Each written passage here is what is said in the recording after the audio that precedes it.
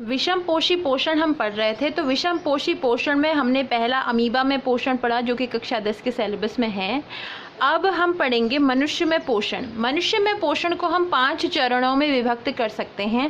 पहला होता है अंतर्ग्रहण, दूसरा होता है पाचन, तीसरा है अवशोषण और चौथा स्वांगीकरण, पांचवा बहिक्षेपण। ठीक है, इसका मतलब है सबसे पहले हम क्या करते हैं, भोजन का अंतर्ग्रहण करते हैं। इसका मतलब उसको मुंह के अंदर रखते हैं, शरीर के अंदर लेते हैं। फिर जब हम उसको मुंह के अंदर लेते हैं तो उसके बाद उसका पाचन प्रारंभ होता है। पाचन जब भोजन का हो जाता है, यानी कि वह जटिल प्रारूप से सरल रूप में आ जाता है, तो उसके बाद इसका अवशोषण होता है और अवशोषण होने के बाद उसका स्वांगीकरण होता है। स्वांगीकरण का मतलब है उपयोग होता है। इसके बाद है बहिक्षेपण। तो सबसे पहले है अंतर्ग्रहण। अंतर्ग्रहण, ये सारे जो 5 स्टेप होते हैं बच्चों मनुष्य में पोषण के, ये पांचों स्टेप हमारी आहार नाल में होते हैं। आहार नाल में सबसे पहले हमारा भोजन का अंतर्ग्रहण होता है मुंह के द्वारा। सबसे पहले क्या होता है, मुख में हम भोजन का अंतर्ग्रहण करते हैं। इसके बाद मुख के अंदर होते हैं दांत और जिह्वा। दांत क्या करते हैं बच्चों, दांत भोजन को काटने, पीसने और चबाने का काम करते हैं। दांत कितने प्रकार के होते हैं, तो दांत हमें पता है कि हमारे पास 4 प्रकार के दांत होते हैं। ठीक है, इंसीजर, कैनाइन, प्रीमोलर और मोलर, यानी कि कृंतक, रत्नक, अग्रचवर्णक और चवर्णक। कृंतक यानी कि इंसीजर दांत जो हैं भोजन को काटेंगे। कनायन दांत जो हैं वो भोजन को चीरेंगे। प्रीमोलर और मोलर, ये 2 दांत भोजन को पीसने और चबाने का काम करते हैं। तो सबसे पहले मुख में भोजन का अंतर्ग्रहण होता है और दांत भोजन को चबाने का काम करते हैं। ये पॉइंट वाइज मैंने आपको बता रखा है, तो आपको इजी भी रहेगा और ध्यान रखेंगे इस बात का। मुख में हमने भोजन का अंतर्ग्रहण किया, दांतों ने भोजन को चबाने का कार्य किया। अब जिह्वा क्या करती है, जिह्वा भोजन में लार को मिलाने का काम करती है। जीभ के नीचे हमारी लार ग्रंथियां होती हैं, जिनसे लार रस स्रावित होता है।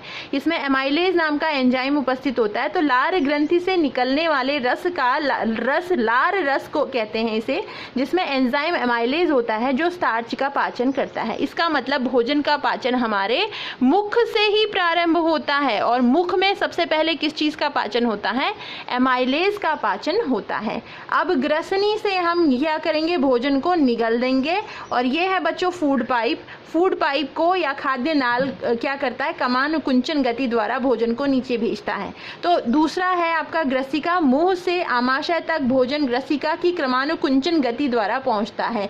यह ग्रसनी, ग्रसिका या खाद्य नाल जो है, यहाँ पर ये खाद्य नाल होती है, यहाँ तक आमाशय से पहले तक ये खाद्य नाल में भोजन क्रमानुकुंचन गति के द्वारा पहुंचता है। क्रमानुकुंचन गति यानी कि क्रम से कुंचन। आप एक ये नली समझ लीजिए, यहाँ पर पहले ये सिकुड़ेगी, भोजन थोड़ा आगे को खिसकेगा, फिर यहाँ पर सिकुड़ेगी, भोजन थोड़ा आगे को खिसकेगा। तो इस तरीके से क्रम से कुंचन। जैसे समझ लीजिए आप एक पाइप के अंदर बॉल को आगे बढ़ा रहे हैं, तो आप थोड़ा थोड़ा मुट्ठी से उसको खिसका कुंचन कर करके उसको आगे को खिसकाएंगे।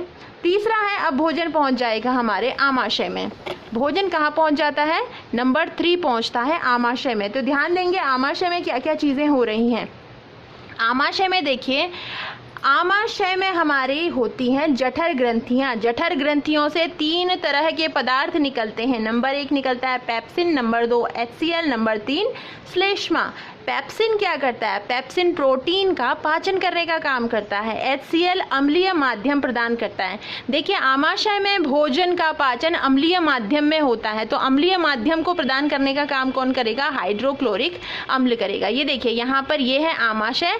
आमाशय में हमारा भोजन का पाचन होता है और ये भोजन का जो पाचन है आमाशय में अम्लीय माध्यम में होता है और यहाँ पर HCl भी स्रावित होता है। अब HCl एक अम्ल है, ये क्या करेगा, आमाशय की दीवारों को नुकसान पहुंचा सकता है। तो दीवारों को नुकसान से बचाने के लिए तीसरी चीज स्रावित हो रही है, ये है श्लेष्मा। आमाशय के आंतरिक स्तर की अम्ल से रक्षा करता है। अब अगली चीज है शुद्रांत। अब भोजन आमाशय से शुद्रांत, शुद्रांत मतलब होता है ये देखिए छोटी आंत, ठीक है। आमाशय से भोजन कहाँ पहुँच गया, छोटी आंत में पहुँच जाता है।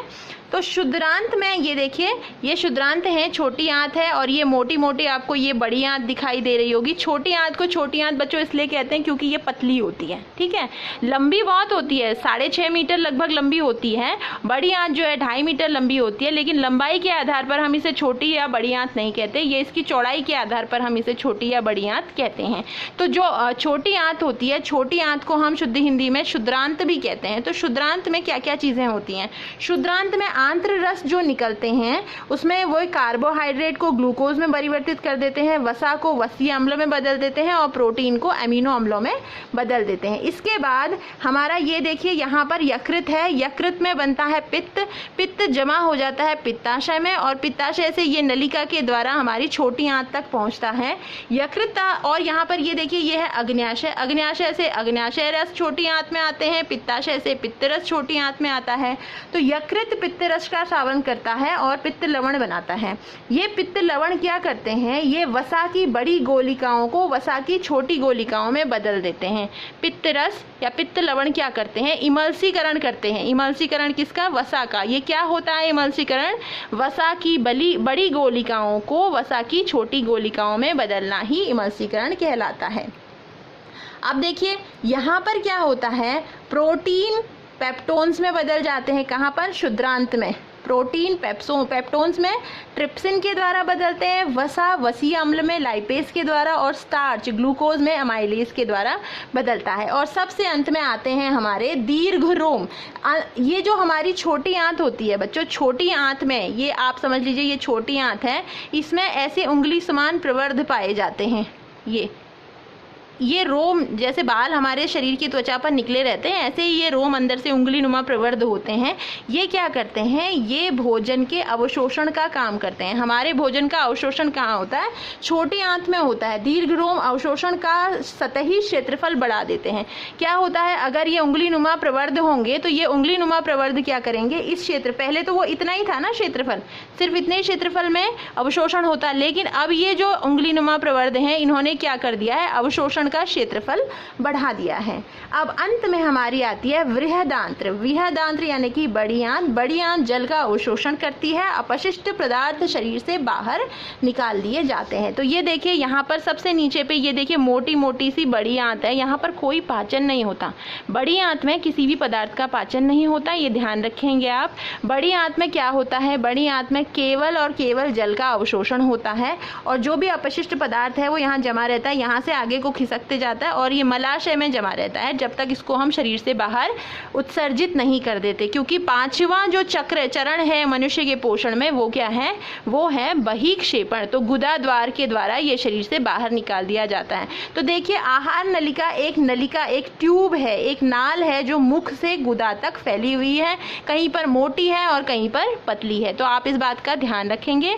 इसका चित्र भी आप अपनी कॉपी में बनाने की प्रैक्टिस करेंगे और बहुत अच्छे से कोशिश करेंगे।